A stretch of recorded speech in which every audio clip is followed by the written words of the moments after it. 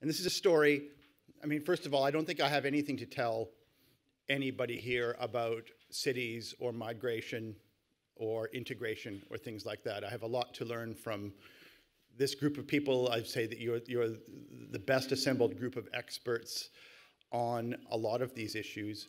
But what I can do is I can take you into some of the questions I've asked about how people arrive in cities. And that's the question I'm addressing. What is the bottom rung on the ladder in cities? How do people make their start?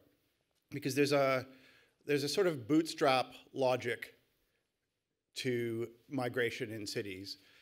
There's a paradox, which is something like this. You come from some place where you make less than $1 a day. You know that in order to get out of that trap, you need to have income from a city to make your start. But it is impossible for anybody on that income level to live in the city. And the bottom rung on the ladder is a place that I call an arrival city. It's a city within a city. It's a district that allows people to make a start in the city at a cost far below what would normally be the cost of living in the city. So it's the question of how you use the city as a springboard from the mud floor to the middle class, because that's what people are trying to do. So let's start on the mud floor. This is one of many families I've met in many continents who live on less than $1 per day. This is the Hu family in Sichuan, China. I spent some time with them. They farm grain. They eat rice 3 meals a day, 7 days a week, except for a couple times a year when they bring out pork or pull an egg out of the ground for a ceremony. And 20, 30 years ago, most people in China lived on this standard, and 40% of people around the world did. Now, a much smaller percentage of people in China do, and about 25% of people around the world do. This end of subsistence level starvation poverty was caused by the shift to cities, whether they actually moved, or in the case of this family, if they start receiving money from a relative who's moved to the city. This money sent by relatives living in the slums on the edges of cities is now the largest source of rural income in China, larger than all agriculture production. And that's also true of Bangladesh and Morocco and El Salvador and lots of other countries. That $50 sent from the relative cleaning office floors is the largest source of rural income in most developing countries now. It's much more important than agriculture. This is the Jian family, who I met in Chongqing, the huge city in the middle of China. 15 or 17 years ago, they were neighbors just down the rice paddy from the Hu family who you met there. They lived on the same mud floor. And when I had met them, they had just bought this condominium apartment for $15,000, which was about their annual income.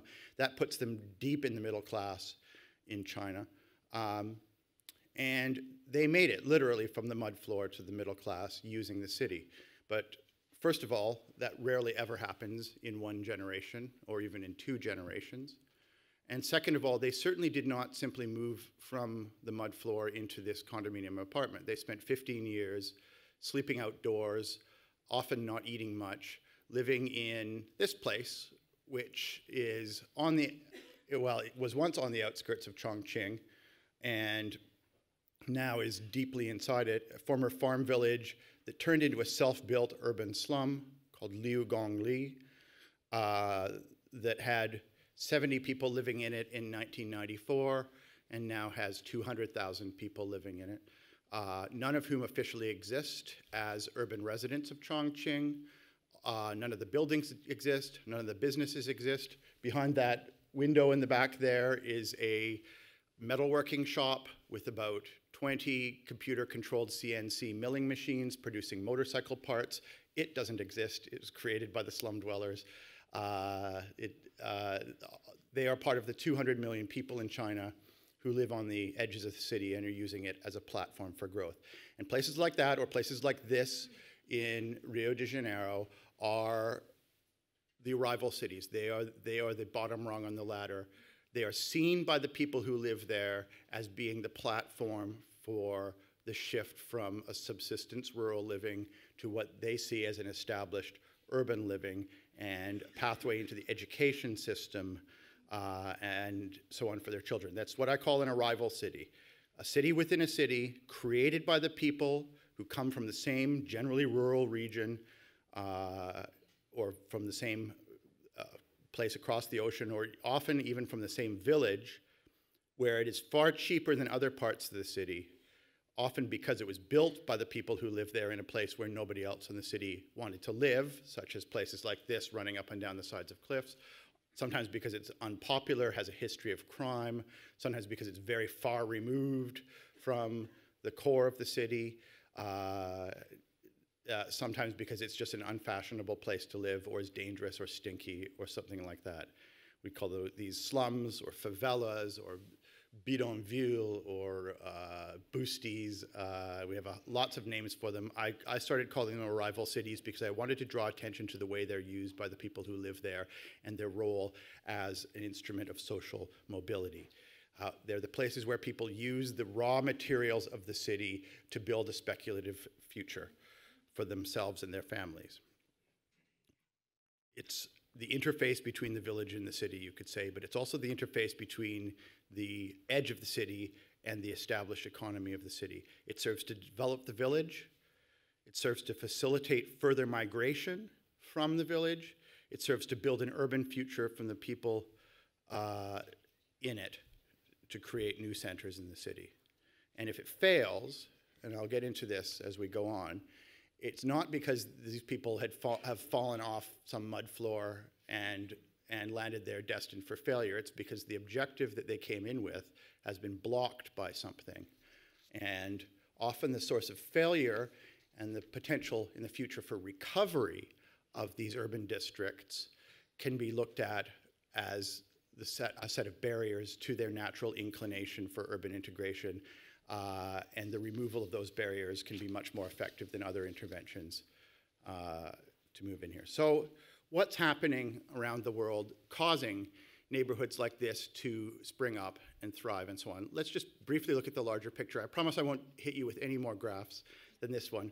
But this is what the world looks like during the last 60 years or so, from completely mud floor, rural, on subsistence rural on the bottom of the graph to completely urban on the top of the graph. Here's Europe and North America. Despite the slight upward tilt in that line, essentially Europe and North America have been fully urban as you get, which is about 3/4, since the Second World War. The slight rise in that line is not really caused by people moving to the city in great numbers. It's caused by urban sprawl, causing places to be reclassified as urban rather than rural. Our urbanization in Europe and North America basically finished around the time of the two world wars. It began around the time of the French Revolution, and it was as violent and chaotic and revolutionary and dangerous and unhygienic as anything you'll see in the developing world. And we have no lessons to offer as far as how to manage this properly. We've made all the mistakes. Australasia, same deal. It's been fully urban since the Second World War. But look at Latin America, Central and South America, which after the Second World War, 6 or 7 people out of 10 were subsistence peasant farmers living on starvation level incomes. That is, if you had a crop failure, your children would die.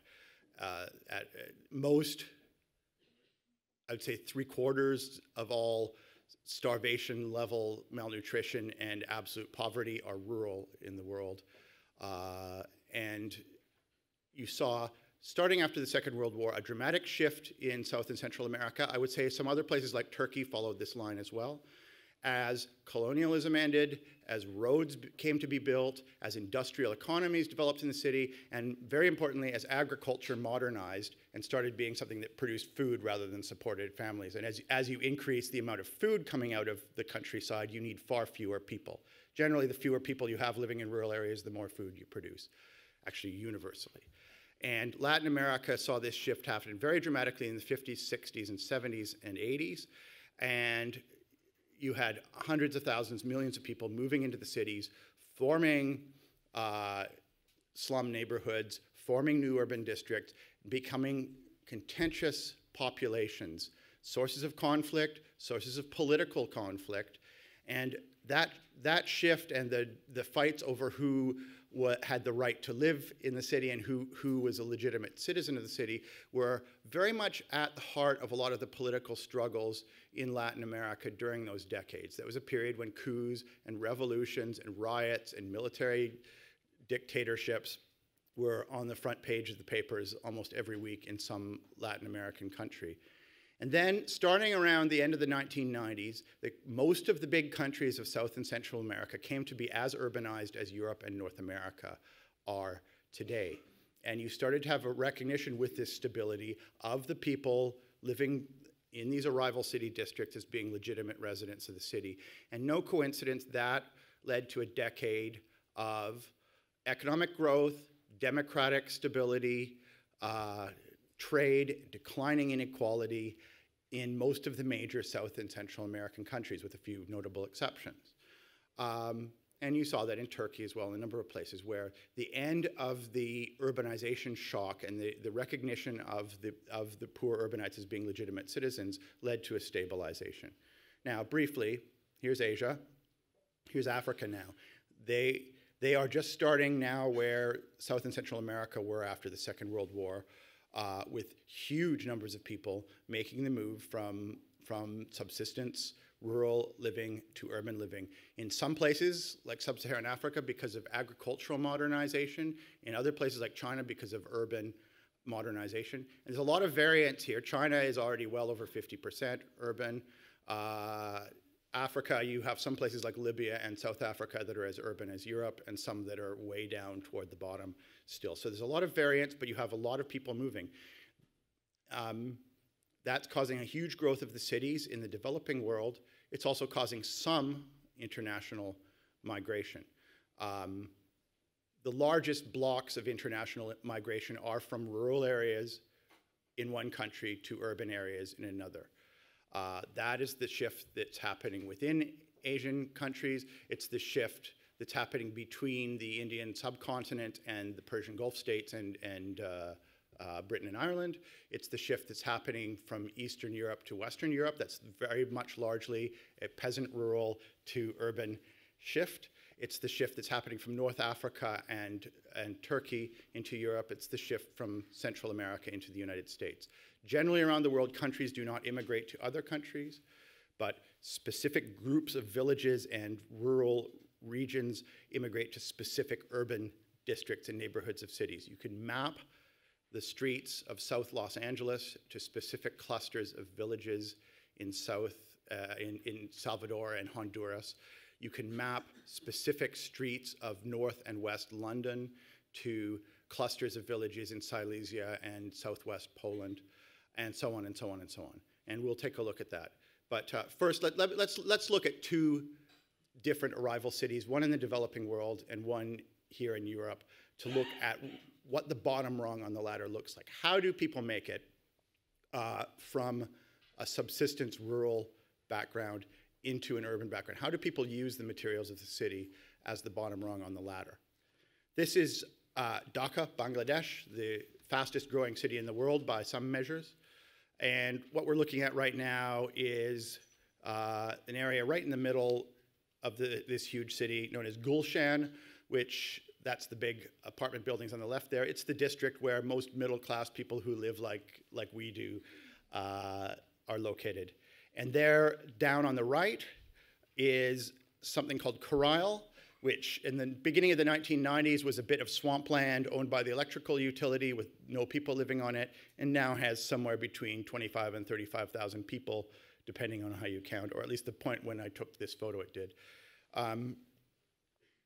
And viewed from the apartment towers of Gulshan, Karail looks like a cancerous tumor that has grown on the city.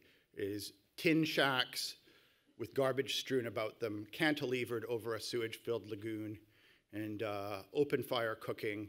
it looks like these are the people who've fallen off the edge of humanity, and the people in the towers often complain about these people who've accumulated beneath them, not quite aware that these are the people who drive their car, clean their clothes, take care of their children, provide their prostitution, sew their clothing, etc.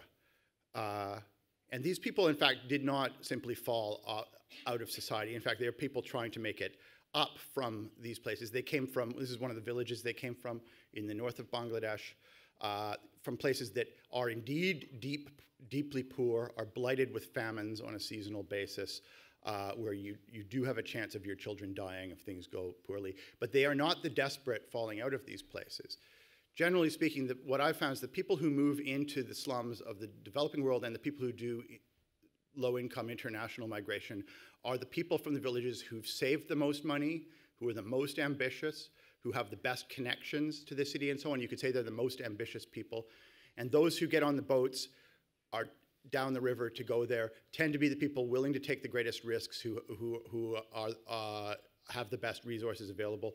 I'd say about half in the developing world end up giving up because it's too tough or too smelly or too difficult and move back. So what you're left with are sort of the most ambitious of the most ambitious, the toughest and best resourced people there. So if they fail, it's usually not because they want to sit around and hope for the best, but because something has got in the way of their success. And why would people cross this sewage-filled lagoon to live in these tin shacks? A lot of these people actually had started out in better-looking bamboo slums further toward the edge of town. There are two reasons. First of all, because you're located next to where the economy is. The middle-class people provide you employment. The garment factories are right near you there, so it's a desirable place. But much more importantly, when you get into these streets, you realize that these tin shacks, as putrid as they look, are owned by the people who live in them, as is the case with many slums in the developing world. That doesn't mean they have a legal title deed that the government would recognize, but it means they have a piece of paper from whoever they bought it off that will be recognized by everyone else who lives there and will allow them to take advantage of the rising property value of their shack, borrow money, again, on the informal loan market, to start a small business or pay for their children's education and so on, based on the rising property value of their shack. And throughout the Indian subcontinent and in West Africa, in South America, and even in parts of China, the private ownership of slum housing is a major source of social capital for people starting off in cities. They use its value as equity to make it forward, which is why a lot of slum rehabilitation projects have failed, because you bulldoze these down and you're destroying 3 generations of a family's home equity. As you make it into the laneways of this place, you start seeing a lot of other activity happening in here. You start realizing there's a lot of business within. There's food service. You see a lot of video arcades, which baffled me at first until I realized that these are childcare facilities. The state has no presence in these places. That's true almost everywhere in the world. You find slums in Egypt with 400,000 people living in them, and they've been there for 50, 60 years, and not one school has been built by the government. No surprise that the Salafists and the Muslim Brotherhood have provided the schools and the hospitals in the place of the state and become the sources of electoral loyalty and so on. People find a way to self-govern, even if it's criminal or extremist, if the state fails to offer these services. Here it's just a video arcade, but other places it can be an extremist movement. You see utilities set up here. This particular slum has water lines inside it, which was what we'd call garden hosing, hose pipe, tapped into the utility lines and sold to the slum dwellers at a cost that we would find high, actually. But generally speaking, in the slums of the developing world, the first utility to come in, often years before water, electricity is always the first, I should add. There always seems to be electricity tapped in. But after that, certainly years before running water and decades before toilets, is cable television. And the cable walla, as he's known here, is a powerful figure in these places. He's the chief statistician and record keeper and the person who knows where everyone's from and how much they earn and so on. And for a long time, it baffled me that people in these places were willing to pay a sizable part of their income to get a package of 17 Bengali and Hindi and English TV channels. Partly it was a source of free childcare in a place that had none. You can leave your kids in front of the tube as everyone else in the world does. But also, when you get talking to people about why they have it, they start saying, well, it's because I fully expect to be the sort of person for whom cable TV is a natural part of my life, and it's not a big percentage of my income. In other words, it's putting down a marker on a future life that you fully expect either you or your children to have. You're saying we're the sort of people for whom cable TV will be a negligible cost. And that explains a lot of the purchasing decisions on the bottom rung of the urban ladder. They are aspirational decisions. They are putting down a marker on the life that you expect to have. You do not see yourself as a dot on a poverty table, but you see yourself as a point along a dotted line moving from that village back there to some imagined future that you fully expect to attain. And a lot of the things happen there. Photo studios there are not realist photos. They show oriental spectacles of the life you expect to have. The schools within the slum, run by the slum dwellers, they are teaching, yeah, but there's Bengali there, but look above it, there's English. These girls are learning English. Why would you, in Bangladesh, want your kids to learn English? Partly because there's the call center jobs, which are probably some of the best jobs you can get, where you could be the person in the Bakersfield, California Holiday Inn answering the phone from Bangladesh. But also because you are the sort of people in a post-colonial country like that who fully expect your children to be speaking English, because that's the life you expect them to have. It's aspirational. And deeper within the slum, you start seeing a lot of industry taking place. You see garment shops run by the slum dwellers, here in the city with famously the lowest minimum wage in the entire garment industry in the world. You have slum dwellers who've saved some money working in garment factories or borrowed it based on their tin shack's value, and who bought a few sewing machines, and are maybe 20 in this case, and are running their own little garment factory within the slum to undercut the lowest minimum wage in the world in Bangladesh, even lower, by employing your former slum dwellers. There's a lot of this sort of industry. There are metalworking shops within this slum. There are woodworking shops. There are whole districts of metalworking and woodworking. People using the resources around them as sources of business and equity. I don't want to create some illusion that this is some entrepreneurial wonderland where everyone's making it. There's huge risk. I would say even in the most successful urban districts, maybe one family out of 20 start a small business, but that can make a very important difference in influencing the people around you, in employing the people around you, and in creating a sense of ambition. So on what economists call network effects are very much present when that type of entrepreneurship can exist on any level, and so on. And there are no restrictions to it because this place doesn't officially exist. No government is going to tell them you can't start a garment factory in your house. As I said, the only presence of the state here, the risks here are huge. The risks of catching a disease, of being a victim of criminality, of sexual abuse, of having your spouse die, because there are a lot of deadly jobs there, and therefore having to put your kids up in an orphanage. Fates like this are ever present and are real. The government is not there to help you.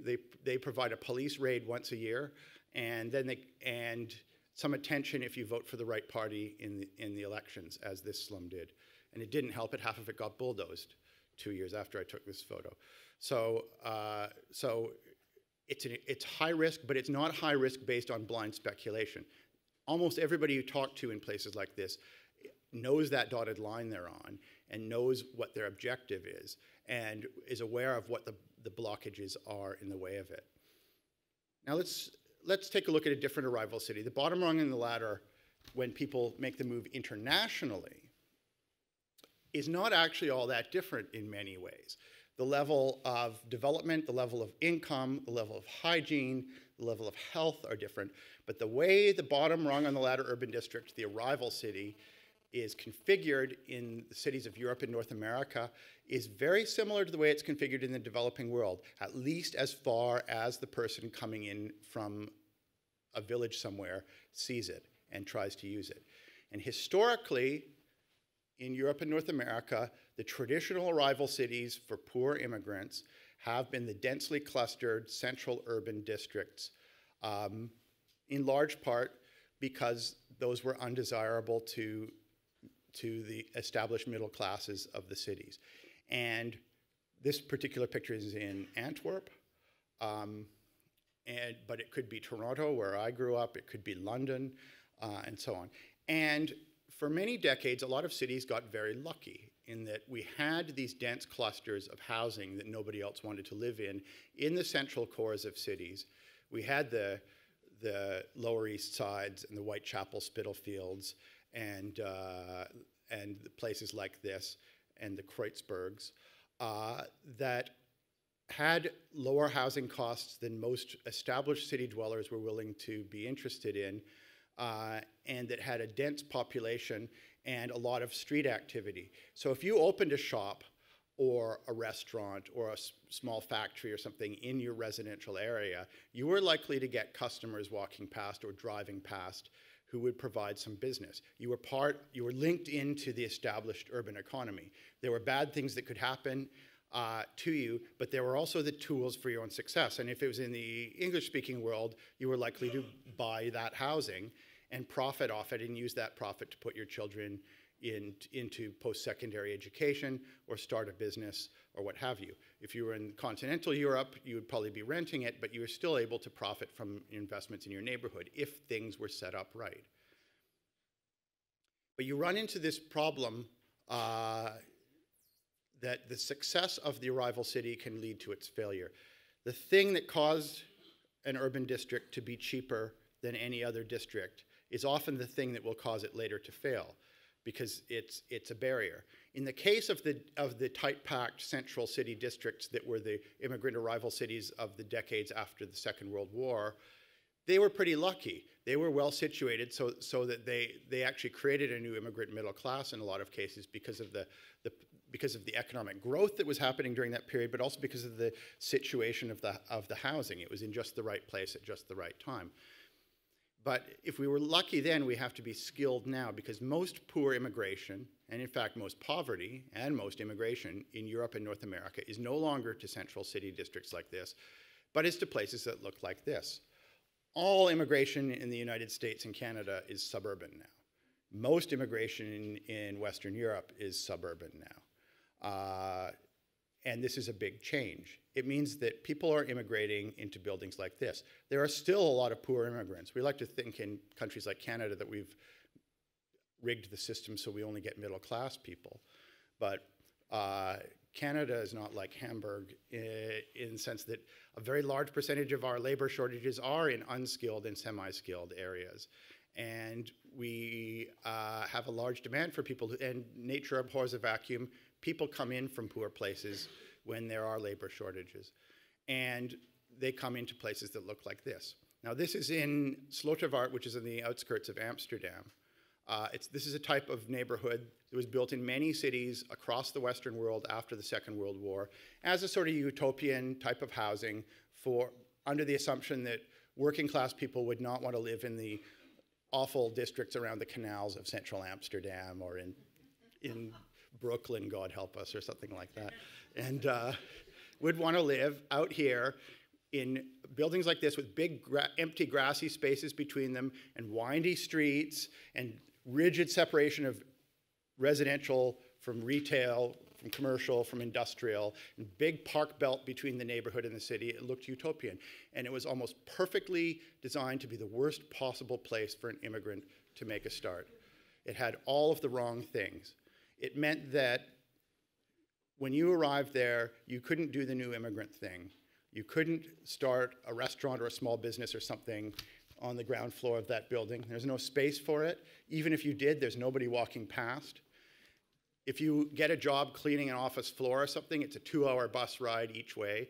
And during that 4 hours of commuting, your children are stuck with that empty space between the buildings as their only form of childcare, and no surprise if they join a gang as a result of that. It's an alienating space. It has a very low population density. And low population density, I don't need to tell any of you, tends to be the enemy of successful integration. the most successful urban districts are usually the ones with the highest population densities. So as a result, in this district, people who'd moved there from Morocco and Turkey found it easier to connect to their country of origin via those satellite dishes on the side of their building than it was to connect to the very city that they lived in and were right next to. That wasn't true of everyone who came from Morocco or Turkey. You could find other cities in Europe where people from the same villages, from starting out at the same income level, actually became successful lower middle class people with their kids in university and so on. So if you can track people coming from the same place and they have different outcomes depending what city or what country they arrive in, that means it's not their culture or their religion that's causing the problems. It means it's something about the place they arrived. And as I've said, if you ask them, usually they'll say they came with very specific plans, carefully arranged, and if they fell off the rails, if they fell into intergenerational poverty or benefit dependency or crime or extremism, it's usually because something blocked that ambition. There's something in the way. And let's look at the things that can block the success of an arrival city. I divide them into three different sets of things. The first are physical barriers. And I'm starting with this Amsterdam neighborhood because it's a good example of the physical barriers. As I said, if it's a long distance from the urban markets with slow transportation, if it's low population density, if the buildings are designed so that you can't do the economic things that new immigrants want to do, you can run into these sort of problems, the physical barriers. Now this district I'm focusing on because the housing cooperatives that ran it did something interesting to try to fix this problem after this district became the source of the terrorist attack, the killing of Theo van Gogh that triggered a decade of political turmoil. They decided maybe they ought to do some things. And one of the things they did was a physical change to the place people lived. They bulldozed down a lot of those buildings that I just showed you, and they put up this, which was deliberately modeled after the places where immigrants have succeeded coming from equally poor places. They looked at the Lower East Side of Manhattan, they looked at Lower Spadina Avenue in Toronto, they looked at Brick Lane, Whitechapel, Spitalfields in London and said, what is it about these places that succeeded? Well, one thing, we have tight-packed buildings of 8 to 11 stories on straight streets with easy car access, right immediately adjoining the central city so people can get in and out quickly. There's nice parks and so on behind the buildings, but there's no useless empty space between the buildings. And the lower 2 floors of every building can be commercial, retail, light industrial, artistic, and so on, encouraged to cause people to use the space economically, and also to bring some of the yuppies in from central Amsterdam to start to invest there, to create the sort of social mix that happens in the most successful bottom rung of the ladder immigrant neighborhoods, because you get that mix of artists coming in from the central city, a few middle class people, and so on. Almost to say, please gentrify this neighborhood because it's so much better than the opposite happening. And we don't know yet whether this experiment's worked, but it's one of many attempts like this to change the immigrant integration trajectory by changing the physical space that people live in. Now, the second set of barriers I would call institutional barriers. That's rules or regulations that prevent people from doing what they need to do. Now, in this, I would include, notably, rules restricting the creation of small businesses, which is very, very often how people make their start on the immigrant ladder. And if you take a look at the way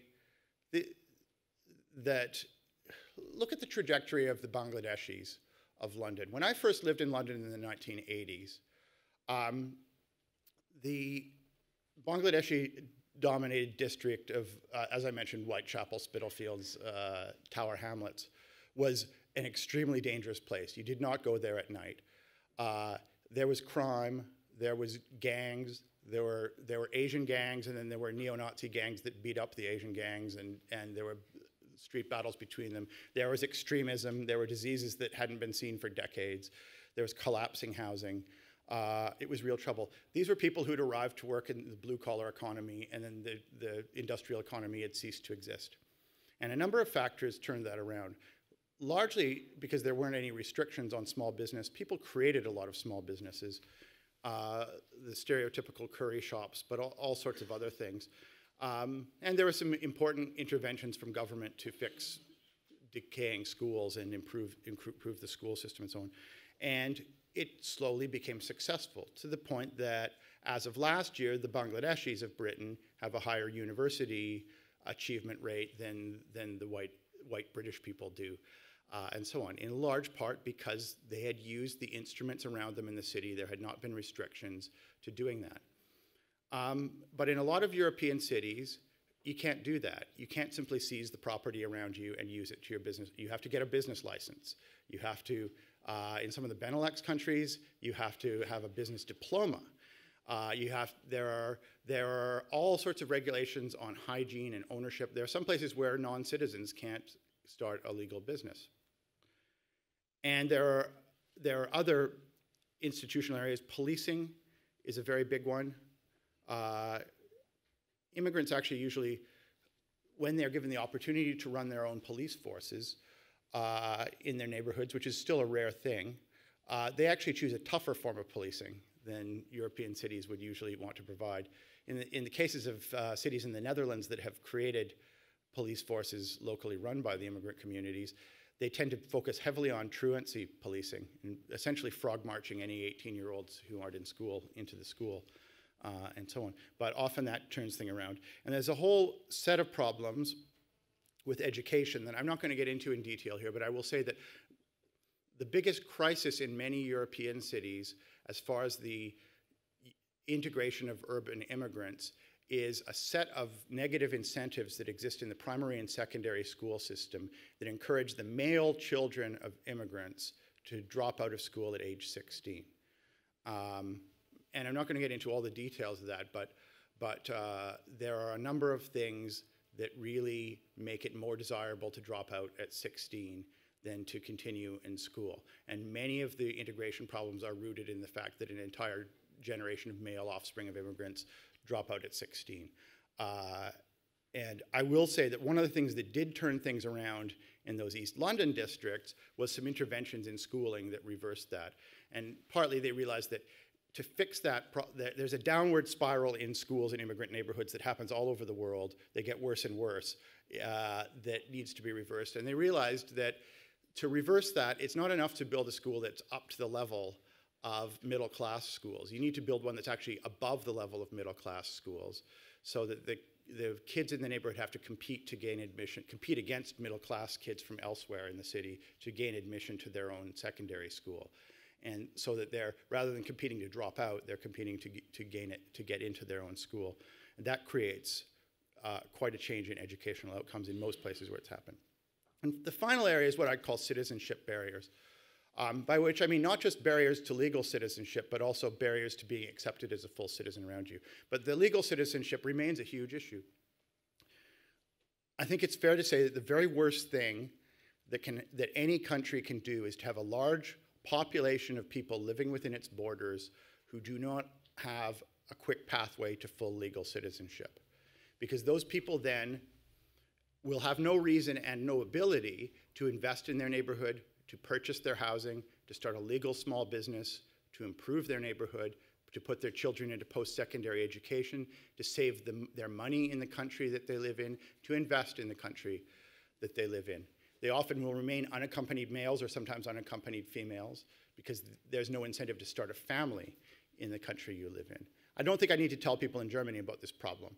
I mean, for the 40 years after the Gastarbeiter programs, there were 2 million Turks in this country who had no pathway to legal citizenship and who became a parallel society in the eyes of people because they had no way to invest in their futures or even to learn the language. The United States is facing this problem. It has, 12 million people within its borders who have no pathway to legal citizenship, no way to put their kids into university. Canada is experimenting in a so-called temporary worker program that runs very much the same risk of having this population. You are losing the opportunity to have a group of people who will invest in the future growth of your urban neighborhoods, who will continue along that dotted line in their imaginations. because you do that. I think what Olaf Schultz of Hamburg is doing by writing letters to the non-citizen residents, inviting them to become citizens, is a model of what to do this, as long as you have a legal way for them to actually do this. But encouraging citizenship and participation and eliminating the barriers to citizenship can help. So let's look at the distinction here. We've looked at an arrival city, the bottom rung of the ladder, in the developing world, where they definitely need to learn some things from here. A lot of developing world slums have turned themselves around, have turned into places that actually create a new middle class, like in Sao Paulo, Brazil, or in Manila, or so on, by eliminating those barriers to success, by putting in a bus route, which often is enough to turn a failing neighborhood into a successful one, by giving people a legal street address so they can have a legitimate job and receive a paycheck and incidentally pay their taxes and utility bills as well, by providing the tools for housing. You don't necessarily want to go build them a toilet. That just turns a poor neighborhood into a middle-class neighborhood and prices the people who live there out of it. But you want to provide them with the tools to be able to develop their own neighborhoods as they want. You want to have the presence of the state there. You want to have policing that is not simply a raid every couple of months and so on. So the arrival cities of the developing world need to learn a few things from the West as far as what to put in. But I would say conversely, as you've seen here, the arrival cities of the Western world could learn a few lessons in a certain way from those developing world slums in terms of getting out of the way and allowing the people who live in these districts to transform them themselves by seizing the resources around them in the city, by developing them organically and shape the physical space around them to their needs in business, in education, in housing, in industry. And by having a thriving souk, by having density on the streets and so on. So if they could learn a bit from us about creating stability in institutions, and if we could learn a bit from them about allowing some creative chaos to emerge, then hopefully the next generation of bottom rung urban arrival will be more successful and more prosperous than the last ones have been. Thank you.